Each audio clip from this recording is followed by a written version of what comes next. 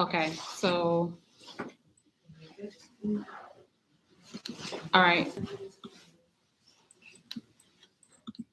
Allison, can you hear me? I just want to make sure can you hear me? Okay, so I'm going to plug this up like this. Okay. How's everybody doing? So I'm going to connect this to the big screen so when he enters the room, he'll be able to present from the screen.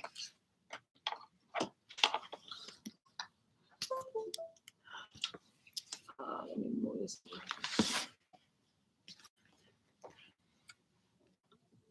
Okay. Okay. Is the internet working for anybody? So nice to meet the other class. How y'all doing? Good. All right, so we're just gonna give a few minutes. So we're combining classes today because we have so we had a speaker. Remember, you guys? I told you what was that, a couple weeks ago. We had a speaker that was originally supposed to be here that was interviewing for faculty position.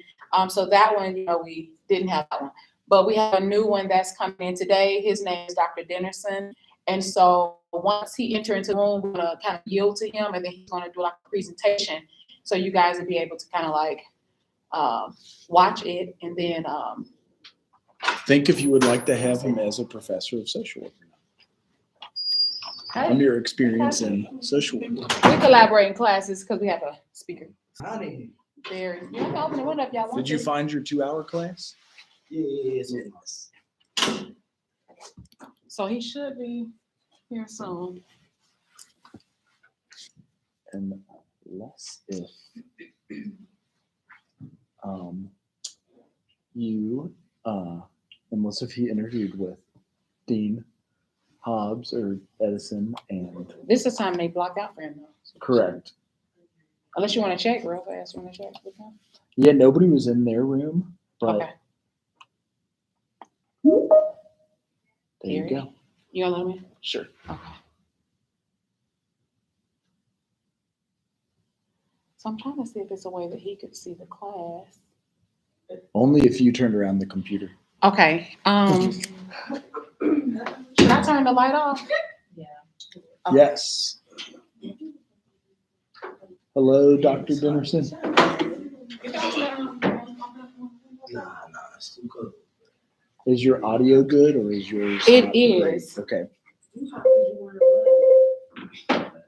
Okay. Let me go back over here. Okay, it should be all the way up. Can you hear us, Dr. Denison? And can you see us? You have to turn your computer around. So why is it Or you have to turn this around. No, I'm saying as far as like the Sharing a screen. so we can hear him on here. I know Teams is weird about that sometimes. Oh, you might be right. I mean, you might have to just turn it all the way up on your I did. laptop. It's all the way up. Is it? Yeah. Or do you want to use mine as an audio and see if it's any louder? You can try. And then turn my mic on. Right. Turn my mic on. Right. Turn my mic on. Right. Turn my mic on. Right. Okay, I turned it on. Here we go. See if yours is loud. So is this any better for you? Hey y'all. It sounds like it's okay. The echo is gone. So turn Okay. yours all the way up. I'm just going to be a small delay. Okay. Well, perfect. Welcome Hey, I was just telling Mr. Tiffany. Hey. to our combined classes of human behavior in the social environment. And yours is Chris. I'm gonna turn it down. There it goes. Is that-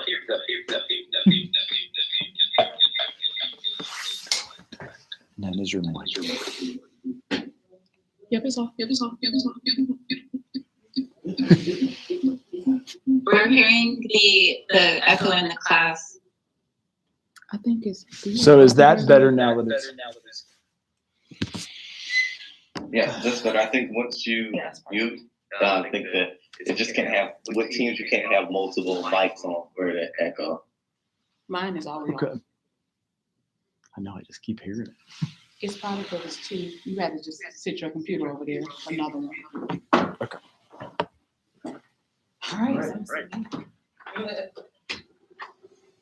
Okay, you want to introduce? Yes. So welcome class. Is yours cultural sensitivity? Uh-huh. Okay. So welcome to the combined classes of human behavior in the social environment and cultural sensitivity. Our guest speaker today is Dr. Dinnerson, and he has a special presentation for you. Okay, thank you. I'm gonna try to do something here. Share. I just changed some of my slides, so because I figured we were gonna have some delay with the hold on.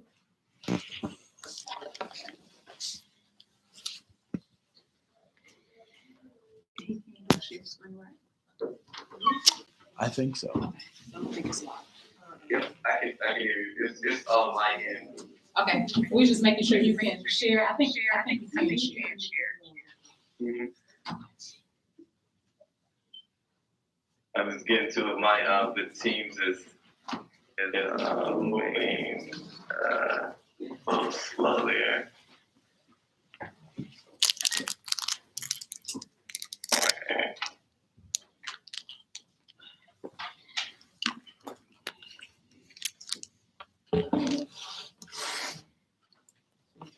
There it is.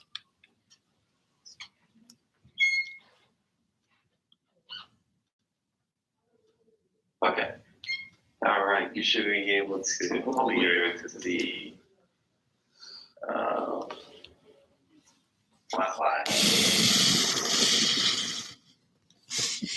Okay. Thanks for having me today. And I just had to make some adjustments to these slides because I was figuring we can't do as many interactions with You guys teams, are which is a downfall, but it's okay. We're still going to have fun here.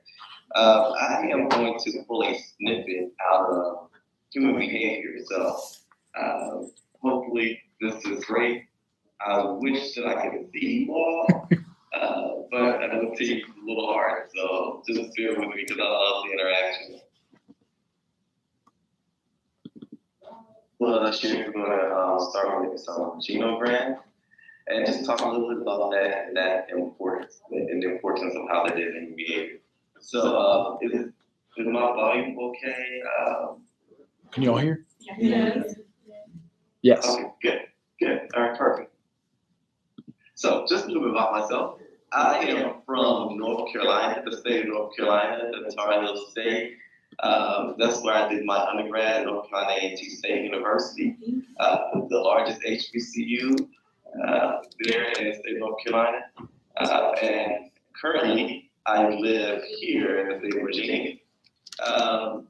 And I completed my master's of social work at University of Illinois at Urbana-Champaign, and my doctorate from St. Thomas, which is in Minnesota. I had previous practice experience in New Jersey, which is in here. And as you can see, I'm a visual person, and so besides, I love math. So just bringing some context here. So just laying a little foundation about social work and what our purpose here. So understanding how genograms work. So just some of the roles of social work as well as promote social welfare, help people from all backgrounds overcome their individual challenges. They are facing, advocate for social and economic justice for members of diverse communities. Hopefully everybody's excited about doing that work. Embodies the social work proposals advocate. So you're gonna need that handy. Hopefully you're using that. Social work is a profession in which trained professionals are devoted to helping vulnerable people and communities work through challenges they face in everyday life. So that means we're just practicing, we're not just volunteering, we're practicing with an evidence-based performance. So let's think about our theoretical framework here. Ecosystem theory. Just hopefully everyone's familiar with that. Just showing the hands, the nod, or the head. Oh, yeah, okay. So ecosystem theory is using concepts and tools such as IE, EcoMap, to understand the climate, systems and self in the context of the interconnected environmental transactions. So, like as social workers, we like to study people in their environment, which makes us a little different than our other professions that are similar to us. We look at both picture systems, the tools that helps us look at families in their environment are genograms and ecomaps. So, thinking about our competency, I know you guys may see this language in your syllabi, but let's see how this actually practices what we're going to talk about. So, what coincides with our talk today is competency 6 and competency 7. Competency 6 engage with individuals, families, groups, organizations, and communities. And competency 7 assess with individuals, families, groups, organizations, and communities. And this is by our governing bodies here at the community. So we're going to break it down a little bit more. So with our competency 6, studying our behaviors and how that look, we're going to have the knowledge. We have our knowledge from our theoretical framework, our values from our code of ethics, which is going to guide our practice here in this talk today. And then our skills is of assessing. And we're going to critically think with the way how we ask and answer questions with both competency and just a little about engaging families, individuals, groups, organizations, and communities, which is a mouthful of just saying is how social workers understand the engagement is an ongoing component. So it means that we're always assessing with families. We're always looking into different things, which is a bad thing, right? And understanding dynamic interactive process of social work practice. So that's a whole lot right there. And then we're going to look at assessing individuals, families, groups, organizations, and communities. And social workers understand the assessment is an ongoing component. Once again, the word is ongoing because you assess and you reassess, right? And so let's get a little snippet of the genogram. So which is a family tree in a sense that includes additional information about the relationships and the individuals. Genograms are used by a couple of professions, doctors, family therapists, genealogists, sociologists, and of course social workers and researchers. And this is one way of we find it interesting to discover patterns within families. And so, using the genogram in social practice, I want to poll you guys and ask you some questions, but I'm going to shift it to shade toward it a little later. As you likely know, human relationships they're very complex. As you think about yourself, we all have different layers to each other, right? As such, social workers may find it difficult to keep these interactions in mind. So when addressing it, you look at several tools to assist in understanding these relationships. And so, like I said earlier, one is understanding those relationships through the EcoMap, and another is a genogram, which kind of records the members of a family and their relationships in much the same way as a family tree, because it shows multiple generations. A genogram is used to identify like things like intergenerational trauma and other different patterns.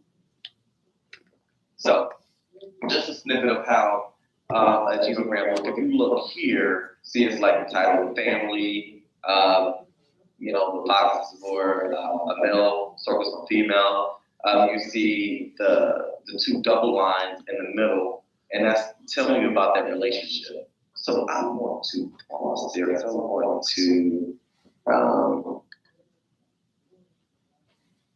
come back to that. So just thinking about how genograms work, what are some ways that you think we could use a genogram within practice? Anybody could do it. How about the answer?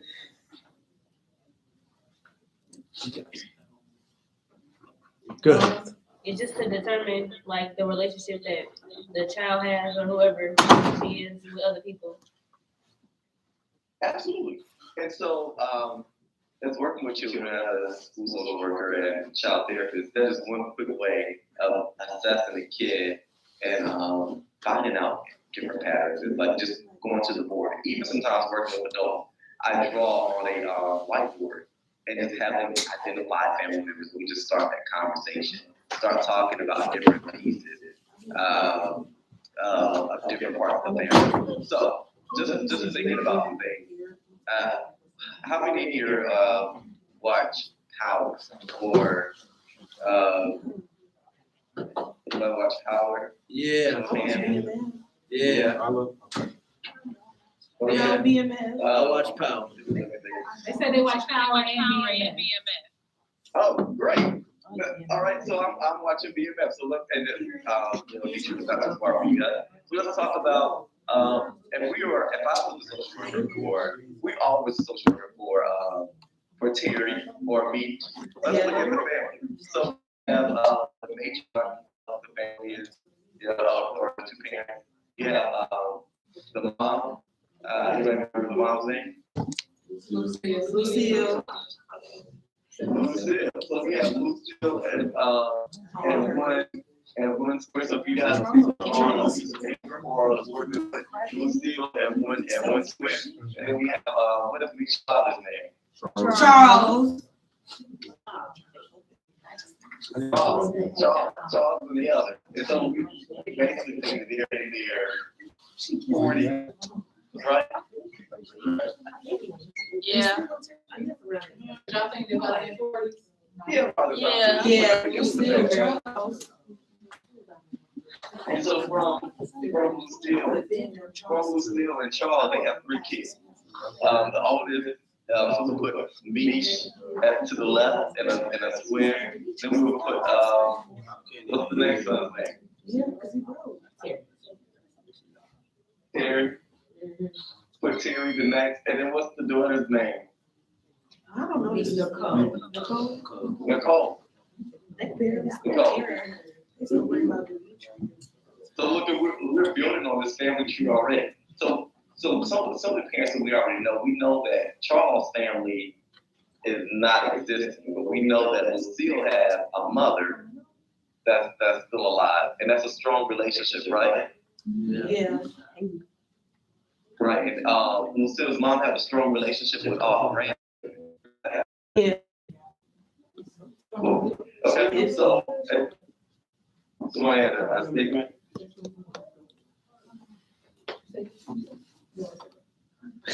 No. Okay. All right. So if we're looking at the relationship between Meech, Terry, and their sister, can we agree that they have a great relationship? Yeah. Right. So on your chart, if you're looking at Meech and his father, what would we say about their relationship? Charles is jealous of Meech because Meech is actually in the streets getting that money while Charles cheating on Lucille. Yeah. Okay. So we can say for that relationship, it's more like a static relationship, right? Yeah. There's some friction there, but I think they're starting to grow to understand each other because they were more so alike than they are different. Terry and Charles, what do you think about their relationship? Terry trying to do the right thing, but he don't know what to do. He's starting to realize. You could have I think all they should straighten your cheese. They still get it. He was feeling like Terry trying for real, but he followed his footsteps. Okay, and you got to a whole lot right there. So if we're thinking about now, we can actually pull in some other things that people behavior too. Because you guys mentioned your age. So if we're thinking about stages of development, isn't Terry performing right there on task with as teenagers at that age? Yeah. He's very active in his personal life.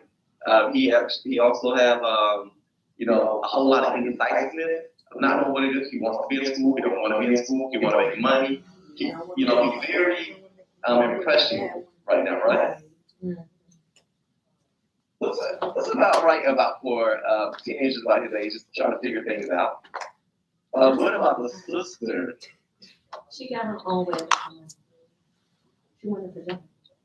Yeah. To make money on her own. She's in her own way, and she, you know, the Yeah. young kid, the youngest child, so someone thankful, you know, and say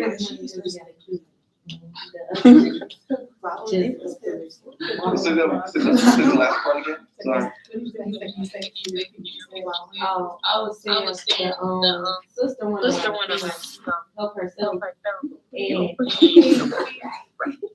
I said, he got a kid, so he wants to make fast money from working out. And he wanna have I don't know, a black mom. Right. Right. Okay. So we still have some more. Mitch seems like he's older, but if we're looking at our stages of development, if we go back to that point, he's still in the maturing stage, right? Yeah. Yeah. You gotta look Right. at comments. Right, but it's not bad. It's just like we're just trying to understand where he's coming from, which is, you know, he's still figuring some things out. Yes, he is a father. Both of the boys are fathers, but they're still Yeah. having that understanding and respect for their own father, trying to understand like these roles that they're trying to grow into. I don't think it's respect though. I don't think it's respect, because one guy respected one trying to live up to their expectations, and the other one. Okay, so we say it's different than respect. So we could say one make sure they respect a little differently than the other guy. Do you remember when he caught his father? Yeah. He did it when he called Brussels, but he knew he did something else. Uh-huh. What do you think they have an understanding? I don't think they have an understanding. His dad was told him to do his perception different. Their perception is different, but you also feed it into some key points in understanding the family dynamic. There's some communication going on, even unwritten communication. Like even without saying anything, there's a lot of nonverbal. There's a lot of hitting innuendos with their body language and stuff like that. So we gotta be mindful of that because there are some agree or disagree between Meech and Charles. If we had to focus on them two. Agree, disagree? What did he say? Yes. They said, can you repeat it one more time? Oh, you want me to repeat one more time? Yes. Okay. No, I was saying that the previous speaker, student just said about the communication. I said be mindful of their communication because they have some nonverbals, a lot of body language that they're communicating to each other of understanding. I wouldn't say it's just like a flat out, oh, he respects his dad, but he respects him in a different way. And I was asking, would you agree with that one? There's a hand in the back. I feel like Meech respects his dad, but to a certain extent, because his dad is always down his throat. Like, anytime he try to level with his dad, he kick him out or it's an argument. I want to respect your teacher. Mm-hmm. Like, So that relationship, we can definitely put like, if we were writing on the chart, we would definitely put a zigzag, like, cause it's kind of more like, it's not a broken relationship, but it's sure isn't all the way healthy. Could we agree with that? Oh, yeah. I don't think they is broken. I don't think they're like you said, I just think they both is for their family. I think they just both willing to do understand. Yeah, like they have an understanding that they want their family together, but they don't respect each other. Yeah, and actually, as a social worker, that's something we can work on because that would be an actual what for them? A strength, right? They're both family centered because when the boys had to run from what's his name, the father went upstairs and got his last stack of money that he had in the savings and gave to him because he wanted him to be what? He wanted him to be saved. So he may have kicked his son out or whatever, but there's still some love there. There's still like a glimpse of hope that he has of building something with Meech. Now,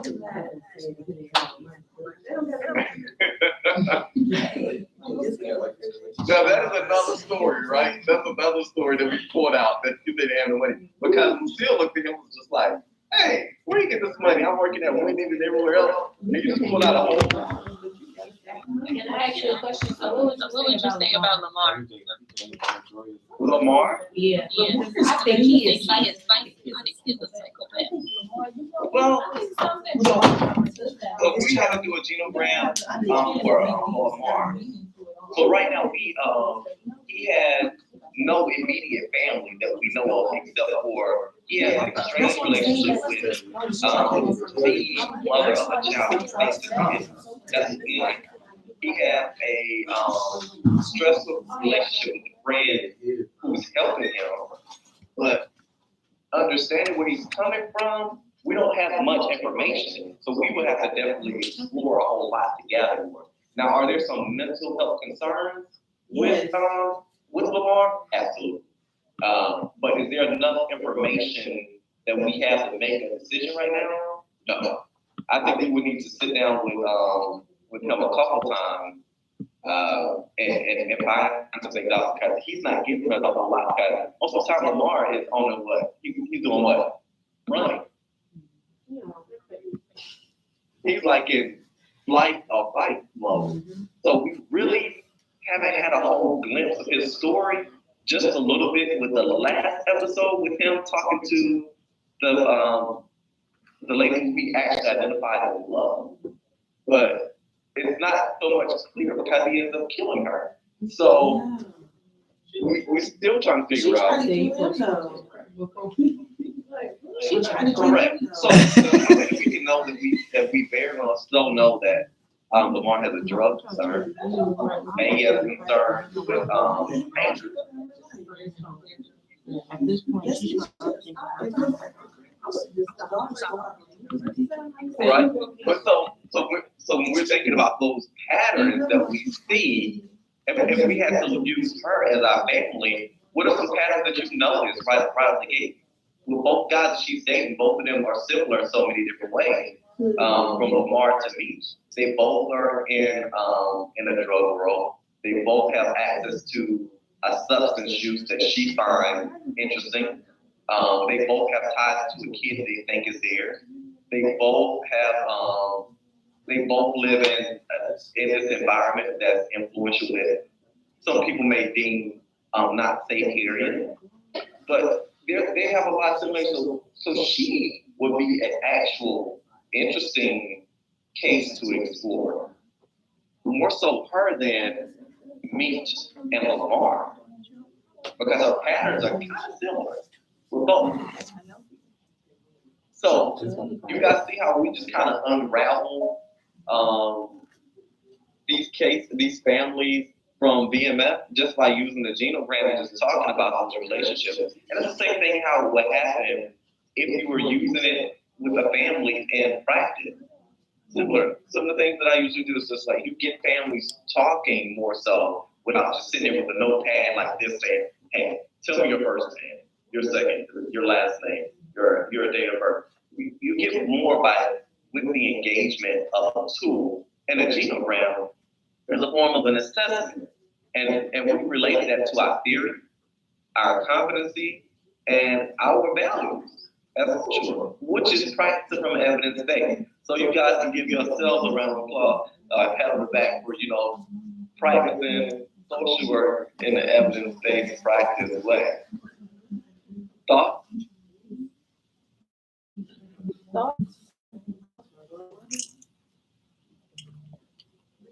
Just did you ever think about using genograms like that? Just like, yeah, okay.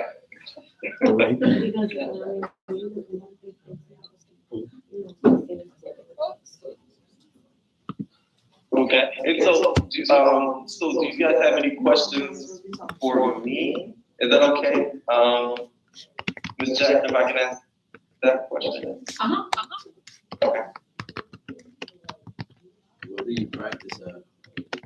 Someone wants to know what do you what was practice experience? What is your practice experience? Yeah, where's he Sure. located? And where are you located? Okay, my practice experience, I started off as an outpatient therapist with a specialty with children, sexualized trauma was background there, and then transitioned to a school social worker and program manager where I developed a mental health program within a school system in North Carolina. So this is my background there. It's more so mental health and school social work. And I'm currently in Norfolk, Virginia. Okay, we have some more questions. What made you want to specialize in like kids? What made you What want made you want to specialize in kid trauma?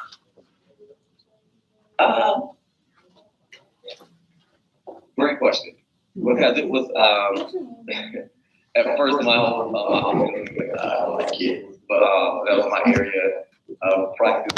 It's a population that I'm not attached to like that, and so it wasn't going through the training and the license. Right? I wasn't the emotional one connected. So it was more so an opportunity when it was presented, and a great opportunity.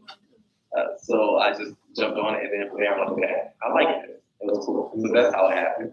It wasn't just a matter of like, oh, I'm interested in sexualized assessments and trauma. It was just like, hey, this is something you need to have, and I did that way.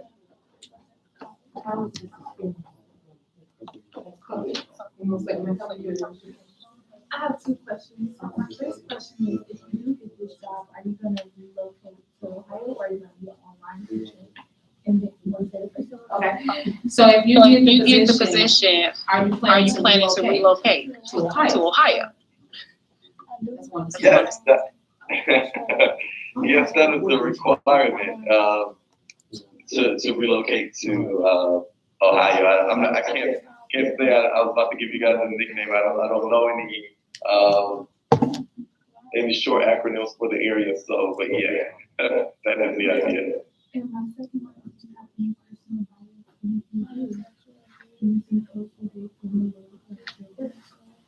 Okay, and she wants to know, do you have any personal bias? And do you think they get in the way with your work? Personal bias as far as work related. Yeah, in regards to your work. Like, have you had something? No, not to my knowledge. Well, actually, for me, work and personal life are totally separate. So I have a distinguished difference between the two. So when I'm work, I'm here.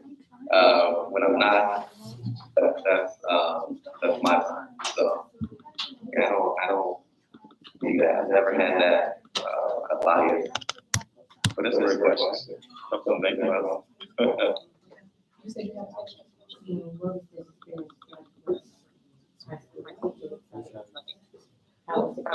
What was your experience working with like high school kids?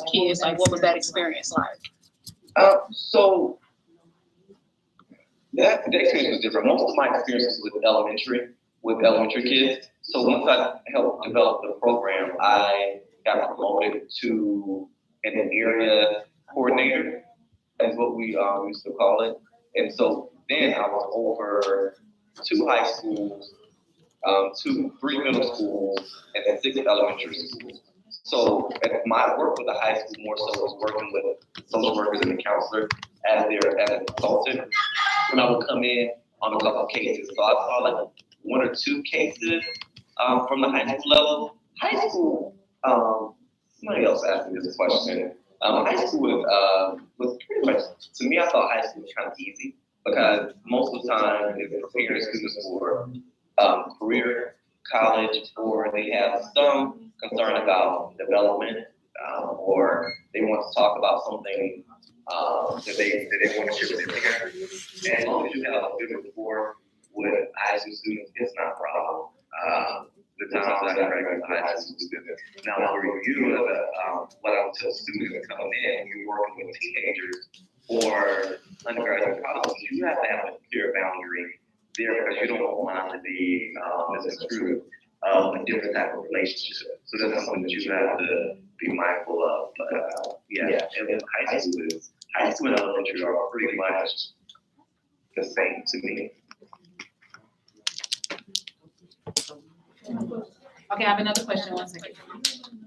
Why does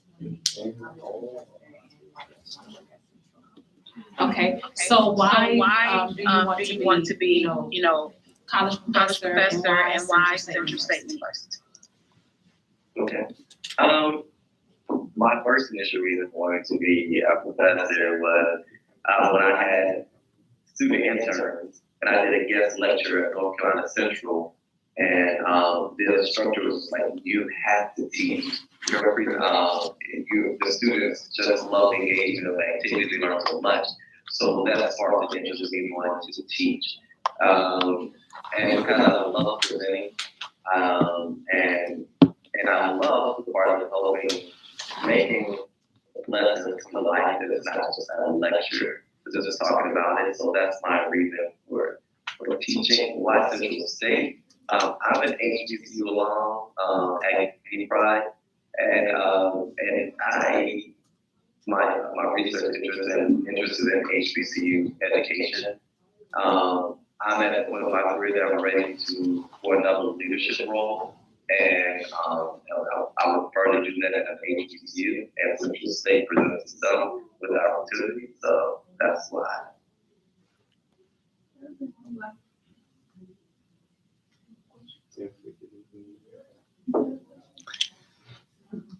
You have any questions?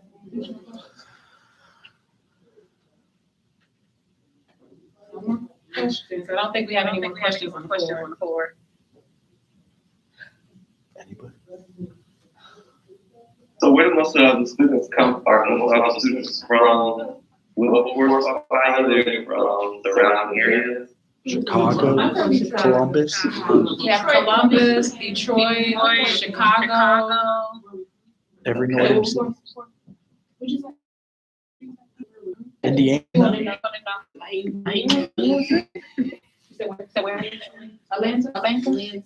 Lansing.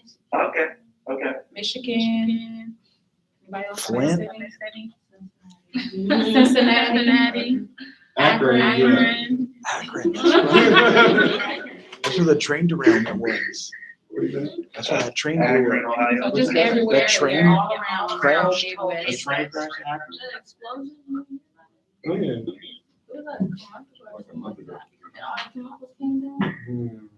It's close to Akron.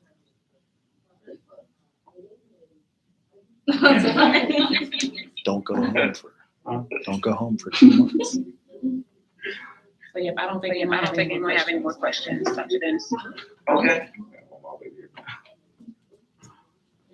Well, it was a pleasure being able to share a quick snippet of a lesson with you guys today. Thanks for allowing me to come to your class. It was a great experience. You guys think one of us be like cold today, which is not bad. So hopefully everyone enjoy the rest of your day. Ms. Jackson, I guess next step would be just to I guess wait to hear from the committee meeting, right? Yes. So, yeah, so that, if you're done, that will conclude today's class. And if you guys have more questions, we will end. If they have any additional questions, we can send those your way. But, one of the students said she don't have any additional questions, but you did amazing. And she wished you best of luck. You did a good job. Another student said you did a great job. Thank you. He said they liked it. Okay.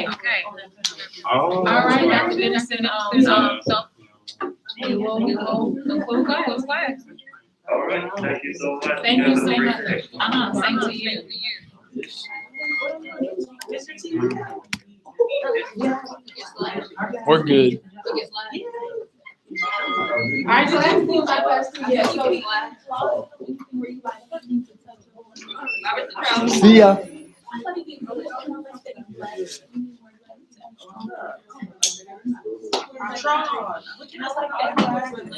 Right now?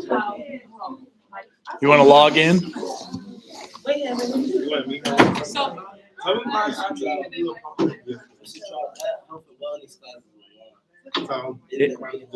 Is it hard? Okay. I can tell she a little bit extra like this.